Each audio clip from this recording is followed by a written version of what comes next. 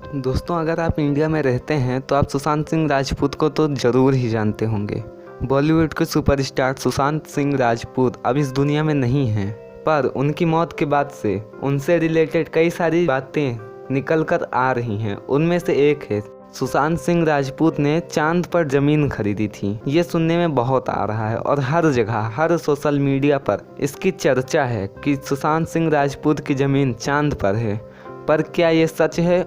और अगर सच है तो आखिर कैसे सुशांत सिंह राजपूत ने वो ज़मीन खरीदी और किसने बेची चांद पर ज़मीन? कौन है चांद का ऑनर? तो ये सब जानेंगे आज इस वीडियो में। तो वीडियो को अंत तक ज़रूर देखिएगा और वीडियो पसंद आए तो लाइक कर दीजिएगा। और हाँ, आप लोग वीडियो देखकर सब्सक्राइब करना भूल जाते हैं तो प्लीज़ सब्सक्राइब कर लीजिएगा, जिससे कि हमें भी थोड़ा सपोर्ट मिलेगा और ऐसी नई वीडियोज़ आती रहेंगी। तो प्लीज़ सब्सक्राइब ज़रूर कर लीजिएगा। तो दोस्तों, चांद पर ज़मीन होना जितना सुनने में कूल और आसान लगता है उतना आसान है नहीं, क्योंकि चांद पर ज़मीन खरीदना इम्पॉसिबल है। अब आप लोग सोच रहे होंगे चांद पर ज़मीन खरीदना अगर इम्पॉसिबल है तो सुशांत सिंह राजपूत ने चांद पर ज़मीन कैसे खरीदी? तो दोस्तों, अगर असलियत की बात करें तो चांद पर ज़मीन खरीदी तो है उन्होंने, सिर्फ नाम के लिए खरीदी है। चांद पर ज़मीन उनको नहीं मिल सकती। और अगर आपको विश्वास नहीं होता है तो मैं आपको पूरा प्रूफ दिखाऊंगा, लेकिन उससे पहले आप ये जान लीजिए चांद पर ज़मीन खरीदते कैसे हैं। दोस्तों, आपको इंटरनेट पर कई सारी वेबसाइट मिल जाएंगी जो चांद पर ज़मीन बेचती हैं, पर वो सब एक फ्रॉड है, क्योंकि आज तक कोई भी ऐसी वेबसाइट नहीं है जो चांद पर ज़मीन बेचे। और जो वेबसाइट है उसके बारे में मैं आपको इस वीडियो में बता दूँगा। तो ये आपको जो स्क्रीन पर नाम दिख रहा है, ये गूगल पर सर्च करेंगे आप तो ये चांद और मार्स, वेनस ऐसे कई सारे प्लैनेट्स पर भी ज़मीन बेचते हैं। और इसका जो ऑनर है उनका नाम डेनिस हॉप है। जो डेनिस हॉप है वो चांद के ऑनर हैं। अब आप सोच रहे होंगे कि इनको डेनिस हॉप को चांद का ऑनर बनाया किसने है? डेनिस हॉप अपने आप ही मानते हैं कि वो चांद के ऑनर हैं। उनको किसी ने भी ऑनरशिप नहीं दी है चांद की। वो खुद कहते हैं कि मैं चांद का ऑनर हूँ। According to him, he is the owner of moon। और वो चांद पर ज़मीन आज से नहीं बल्कि 1980 से बेचते आ रहे हैं। और कई सारी वेबसाइट भी मिल जाएंगी इंटरनेट पर उन लोगों के पास राइट नहीं है चांद पर ज़मीन बेचने का, और डेनिस हॉप के पास है।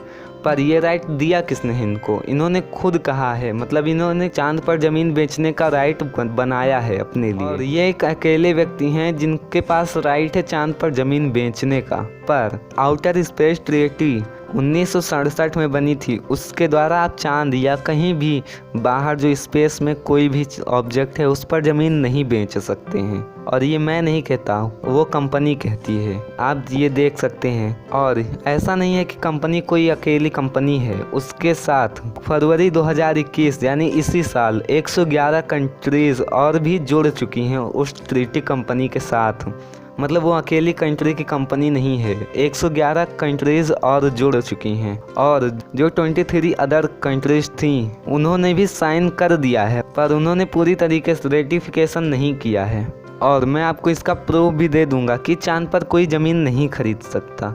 ये जो ट्रीटी का आर्टिकल 2 है उसके द्वारा आप देख सकते हैं, गूगल पर आप सर्च करेंगे ट्रीटी का आर्टिकल 7 तो उस पर आप देख पाएंगे। Article 2 of the treaty states that outer space, including the moon and other celestial bodies, is not subject to national appropriation by claim, sovereignty by mean of use or occupation or by any other means। इसका मतलब ये है कि ये company कहती है कि outer space की जितनी भी चीज़ें हैं मून को लेकर कहीं भी आप ज़मीन नहीं बेच सकते या कहीं भी आप ज़मीन नहीं खरीद सकते हैं। तो अब आप ये सोच रहे होंगे कि जब कहीं भी ज़मीन बेच या खरीद नहीं सकते हैं, कोई अपने आप को ऑनर नहीं कह सकता है, तो डेनिस हॉप ऑनर कैसे बने? तो इन्होंने खुद से ही कहा था कि मैं मून का ऑनर हूँ, और इन्होंने कंपनी को लेटर भी भेजा था कि क्या मैं ऑनर बन सकता हूँ। उनसे पूछा था इन्होंने लेटर के जरिए, पर उसका कोई रिप्लाई नहीं आया है। और इसकी वजह से उन्होंने कहा कि जब कोई रिप्लाई नहीं आया इसका मतलब वो लोग एग्री हैं कि मैं मून का ऑनर हूँ, और तभी से ये मून पर ज़मीन बेचते हैं और अपने आप को उसका ऑनर कहते हैं। आपको ये कंपनी दिखाई दे रही है जो स्क्रीन पर, ये कंपनी है जहाँ पर ये मून, मार्स, वेनस और ऐसे ही कई सारे प्लैनेट के ऊपर की ज़मीन बेचते हैं। तो सुशांत सिंह राजपूत ने भी ऐसी ही ज़मीन खरीदी थी, पर जैसा कि आप आर्टिकल 7 ऑफ ट्रीटी देख सकते हैं, वहाँ कोई भी अपनी ऑनरशिप नहीं दिखा सकता। और इसके साथ आर्टिकल में ये भी लिखा है, among the outer space treaty main points are that it prohibits the placing of nuclear weapons, limits the use of the moon and all other celestial bodies to peaceful purpose only।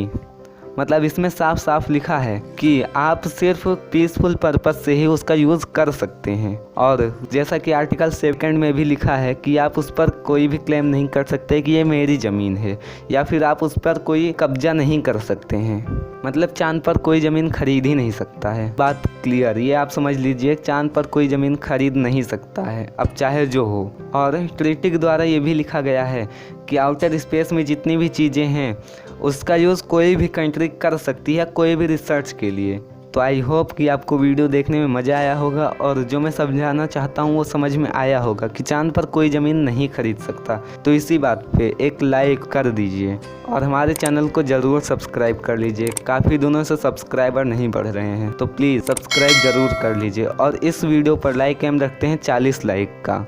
तो जैसे ही 40 like पूरी होंगी हम दूसरी video लेके आ जाएंगे, तो please like कर दीजिएगा।